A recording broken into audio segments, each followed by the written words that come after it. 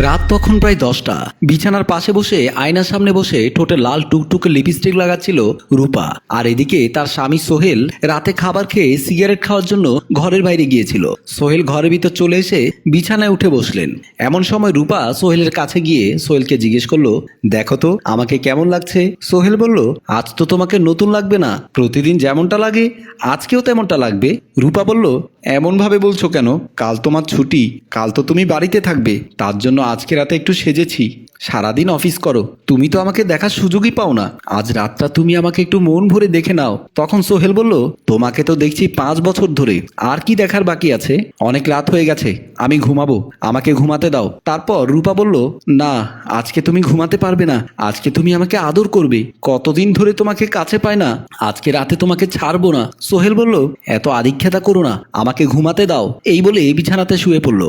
আর রূপা বসে বসে ভাবছে, তুমি যাই করো না কেন তোমাকে আজকে আমি ছাড়ছি না। এ কথা বলে বুকের কাপড়টি ফেলে দিল, ফেলে দিয়ে সোহেলকে জড়িয়ে ধরলো। সোহেল রাগের মাথায় রূপাকে ধাক্কা দিয়ে সরিয়ে দিয়ে বলল, অনেক রাত হয়েছে, ঝামেলা করো না, ঘুমিয়ে পড়ো। তখন রূপা আর কোনো কথা না বাড়িয়ে বিছানার পাশে বসে রইল।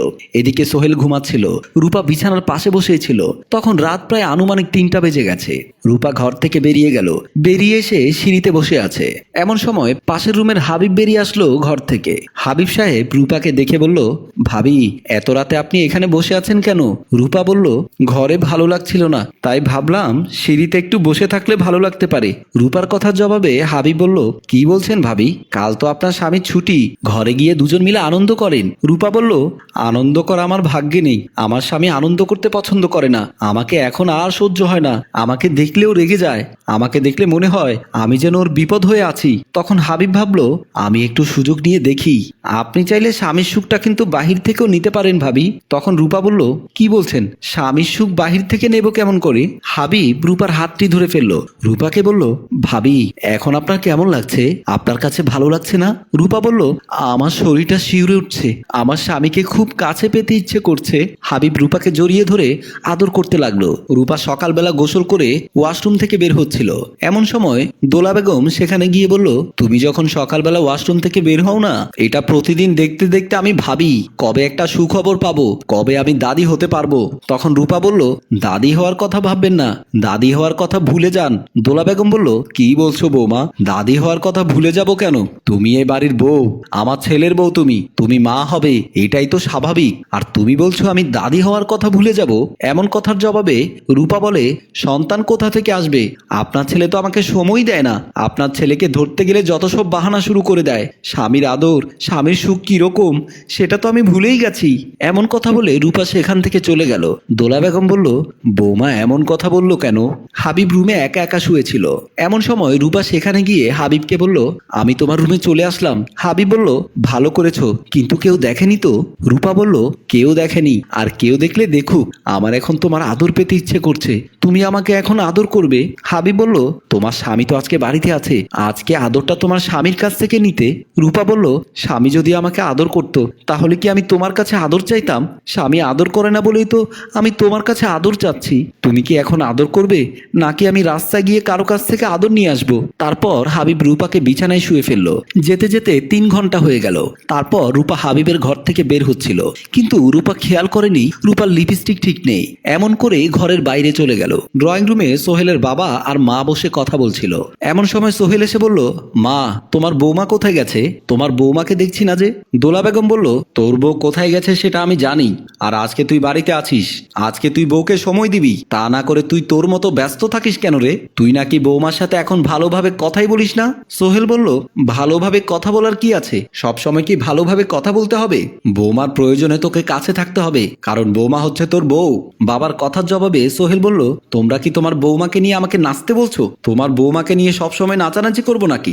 এমন সময় বাইরে থেকে রূপা চলে আসলো। রূপাকে দেখে রূপার শাশুড়ি বলল, বৌমা কোথায় গিয়েছিলে তুমি? সোহেল তোমাকে খুঁজছে, সোহেল আজ বাড়িতে আছে, তুমি বাইরে না গেলেও পারতে। রূপা বলল, আপনার ছেলে বাড়িতে আছে তাতে আমি কি করব?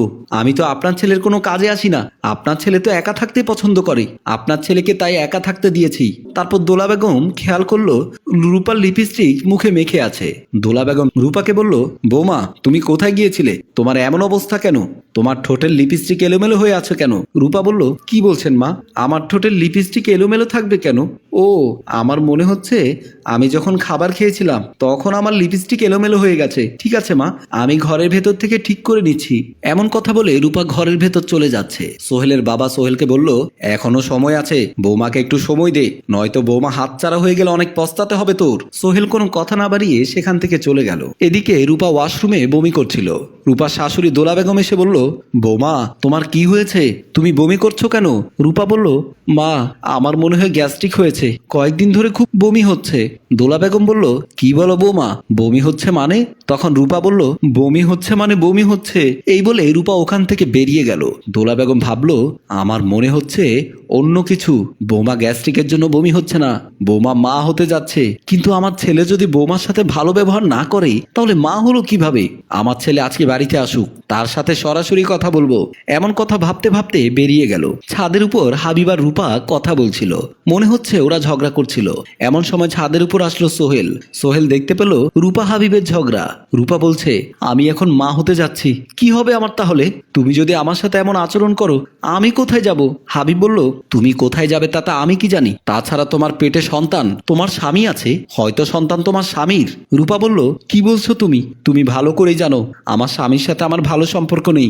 এতদিন তুমি আমার সাথে স্বামীর মতো ব্যবহার করেছো, আর তুমি বলছো এখন তোমার কিছুই করার নেই? হাবিব বলল, না নেই, তোমার জন্য আমার কিছুই করার নেই। তুমি তোমার স্বামীকে রেখে আমার সাথে সম্পর্ক রেখেছো, আমি ছাড়া হয়তো তোমার অন্য কেউ আছে, বাচ্চাটা হয়তো তার। এ কথা শোনার পর রূপা রেগে গিয়ে হাবিবের গালে একটা চর মেরে দিল। আমি ভুল করেছিলাম, আমি তোকে বিশ্বাস করে আমার সবটা তোকে দিয়ে দিয়েছিলাম। আমি বুঝতে পারিনি তুই আমার সাথে এমনটা করবি। আজকের পর আর তুই আমার সাথে দেখা করবি না। এমন সময় সোহেল বলল, কেন দেখা করবে না? সবকিছু তো হয়ে গেছে, তুমি এখন মা হচ্ছ আর উনি বাবা হচ্ছে, তাহলে তো এখন তোমাদের একসাথে থাকা উচিত। রূপা কোনো কথা না বলে চুপ করে দাঁড়িয়ে রইল। আমি মানি আমি তোমাকে সময় দেইনি, তবে কি আমি তোমাকে ভালোবাসি না? আরে আমিও তোমাকে ভালোবাসি, আমিও চাই আমার সংসারটা ভালো থাকুক।